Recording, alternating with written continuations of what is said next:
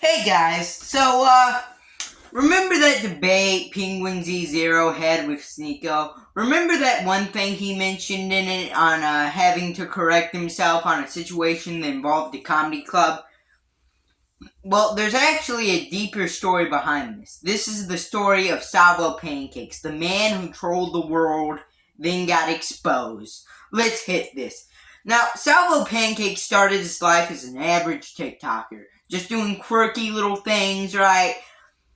But he then switched over to doing commentary for some reason. We don't know why. No one really knows why Salvo Pancakes even is Salvo Pancakes. But he started off with making fun of lyrics for some reason. An up-and-coming YouTuber at the time. He said that he didn't deserve the Keemstar shout-out and was overall just a bad commentator. But it was clearly satirical. And for some reason, lyrics took the bait. But in fairness to lyrics, he was more cautious about it. He wasn't like full on like, oh, this guy's silly. This guy's silly. This guy's making a silly Billy out of himself. He's like, is this guy trolling? Also, Augie RFC did cover some like Twitter videos Salvo made about him for some reason. But then people were able to kind of start piecing it together that Salvo Pancakes was just kind of a troll. And then then he had at the moment his big breakthrough moment. His big, okay, this guy's kind of a cool troll. He went on to debate Tipster about Lyrics' video, and Tipster took the bait. Once again, Salvo Pancakes had trolled, and Tipster looked more embarrassing than Augie and Lyrics ever did. He was straight up yelling, mad, furious, at Salvo Pancakes, who was clearly there to like have fun and troll around. By that point, he had fully weaseled his way into the community. Now, you may be asking, how is he going to up this? How about ruining a career flawlessly? Now, here starts the Flamenco arc, okay? So, Flamenco had, like, some of his P-Hub history leaked, and some of it was, like, pretty weird, and he also, like, read this book that like, had a bunch of, like, weird, I can't even, like, use any other words than weird, creepy, degenerate. Just, like, a whole bunch of that stuff in it. And then Salvo Pancakes and a lot of other people were trolling, like, haha, you're a Pino. But this all culminated when Salvo Pancakes commissioned a song for Mike the Bike, a bit of a parody artist known in smaller communities, commissioned Mike the Bike to make a song called Hey, Flamenco, leave those kids alone, dun dun dun dun dun dun. Well, word of this song got back around to Flamenco, and he was like, oh no, we're gonna have to burn the Mike the Bike bridge. I'm a fist in the holler. But this was a total hypocrisy, because Flamenco had previously stated his love for MC Jarbo, somebody who's made numerous songs accusing Ethan Ralph of owning COD points. You take the like abbreviation of that and then like see what else it's an abbreviation. You'll see. And also accusing him of dating college girls and girls even younger than that. So it's kind of hypocritical to complain about Mike the Bike having a song that was 10 times less harsh on Flamenco. And also, he played one of these songs on stream as the intro to his stream. So this was a big hypocrisy, and people started calling him out. Also, people discovered that he had this take, allegations equal evidence, that would technically mean if Salvo Pancakes was accusing Flamenco of being a pedo, he'd have to disprove that evidence. So, Flamenco basically got cut off from the community because he was raging about this, and he was clearly in the wrong. He was a clear hypocrite. So, he kind of started being a lolcow. Nicholas DeOrio debated him on Augie stream, which is a common theme still going on to this day. Did I mention this happened in I want to say May of last year? There was a debate a year after that where Nicholas DeOrio echoed the same exact points and won in the exact same way. It feels less like Flamenco being beaten again and more like Flamenco just losing more than his opponent consistently. But then he manages to up this yet again with the Death Noodle stroke. Now this is where everyone comes into play. Okay, so this all starts when Death Noodles opens a comedy club and it's like, show up or shut up. Because a lot of people were critiquing him for mostly valid reasons. He mocked people because their wife got raped. And also he falsely accused people of being pedophiles. Why am I saying that? I've said the word before. Pedos. And it's weird. It's weird. So people were like, hey, Death Noodles is kind of a bad guy. And then Death Noodles opens this comedy club up show up or shut up. You better come here and roast me. Say it to my face. And then the first one goes off and no one shows up. Why would they? Death Noodles at this point was basically irrelevant. So why waste their time? But one person on the second show decided to waste their time, and it was Salvopancakes. The reason why this was his best troll is he actually showed up in person to mock the person. This show was a disaster. This show was a complete and utter disaster. It had a bunch of tech issues. The other comedians there were not funny whatsoever. And Salvo, arguably the most funny person there, took up 2% of the screen time. Great job, Death Noodles. It was a terribly boring show. But this got a lot of fame because when Salvopancakes stepped on the stage, Death Noodles pushed him in the back off of the stage, causing him to run into one of the chairs and probably get pretty badly hurt. So people started talking about this, including Penguin Z0. Now this is where he comes into the fray for a very, very short part of the story. Now, Penguin Z0 did not know about the whole show up or shut up thing. So he said, oh, Salvo's probably the bad guy. Salvo showed up here, got pushed in the back. Troll got what was coming to him. Then Salvopancakes was like, no. He directly told people to show up or shut up. So I showed up. Okay. Then Penguin Z0, as I mentioned in the intro, basically had to say, yeah, I was wrong, I messed this one up.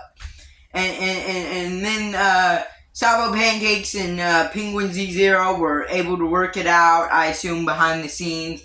Also, Optimus, a million plus sub YouTuber, called Penguin Z0 out for this. So this was the arguably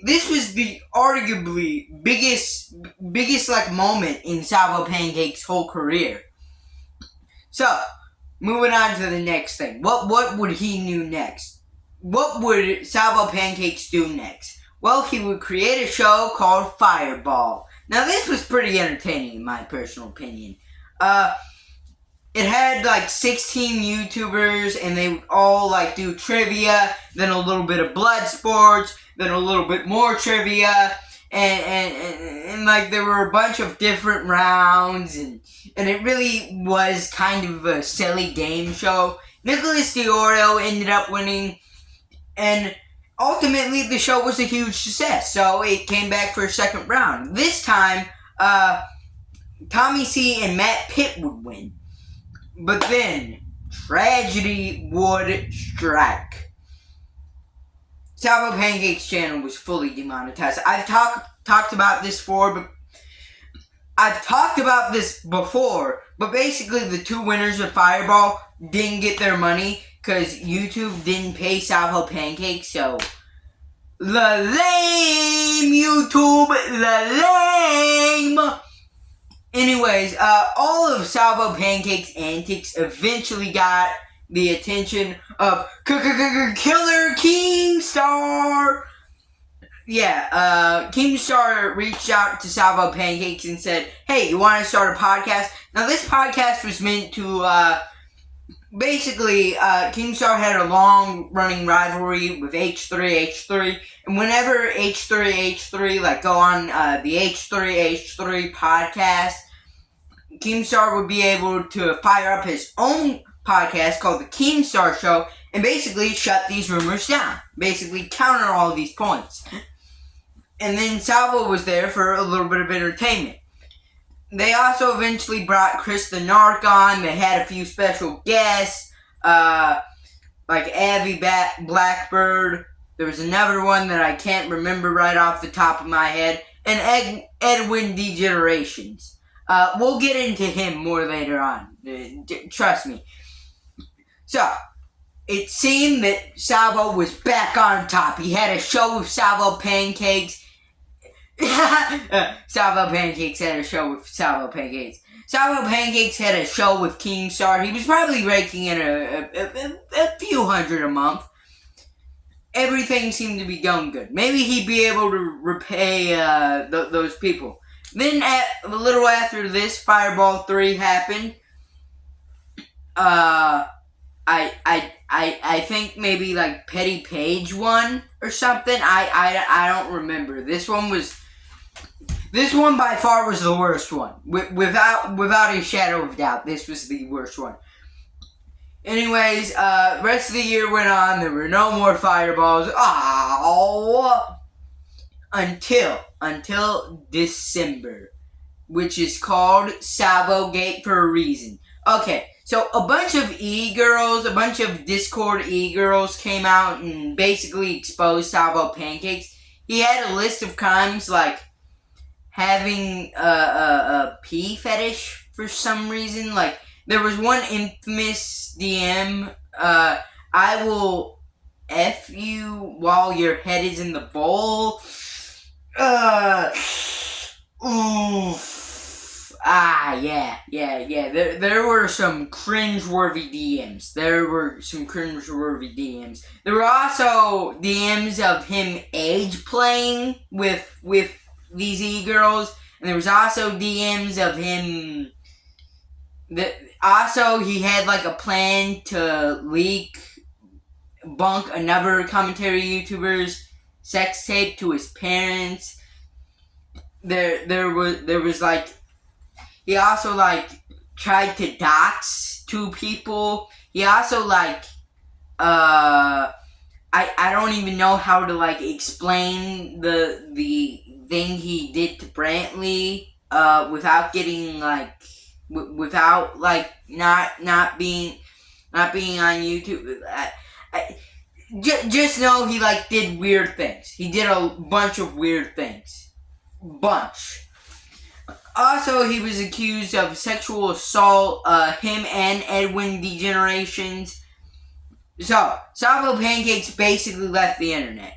After this news really came out, there was a little bit of a conspiracy that Salvo Pancakes was a plant by Red Bar. The proof of this, I'm not really sure if this is real or not. It is this conspiracy theory, but there was this really weird thing he said on one of his live shows where he was like, I'll see you next year. This was a New Year's show, unless I'm a plant and I was only meant to be here for 1 year and there's gonna be a huge. It was something weird. I can't remember the quote exactly, but it's like a weird moment. Okay.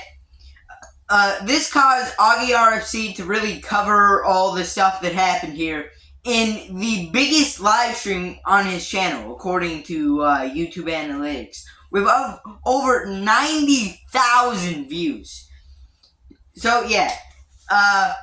Salvo Pancakes was basically rid of the internet. He basically been exposed and kicked out of his community because everyone kind of hated him, and I would hate him too. He did a bunch of weird stuff, including cheating on his wife. Allegedly, his wife is like suing him, and like she's got like rich parents, so she's probably gonna win. But what I want to do before I end this video is talk about what happened to all of Salvo's victims. Alright, so starting with Lyrics. Lyrics left the commentary community, then joined again, then left again, but now he's back and he quit making daily videos and now they're more spaced out. He's like doing documentary-ish content. Second one, Tipster. Tipster also left the commentary community. He also did a bunch of messed up stuff, like claiming a guy that was actually suicidal was suicide baiting. Yeah, so he's now leaving to become like a bread tuber, I think, or something. Okay, then there was Flamenco. Flamenco is basically just like a VTuber now. Basically just trying to appeal to the VTuber community. He's also defended Lolly, which if you know what that is, you'll probably understand. Yeah, this guy's kind of sick in the head. Maybe Salvo was kind of right about this guy. He's also been ducking a fight with Bunk for some reason. Bunk, the guy that they tried to leak his sex tape of. Then there was like there was like Death Noodles. He's still irrelevant. Keemstar quit the Keemstar show. The most funny thing about Salvo getting exposed is if the E-Girls would just have waited one more month, Salvo Pancakes would have been a part of the biggest video on that channel. So, yeah. Unlucky.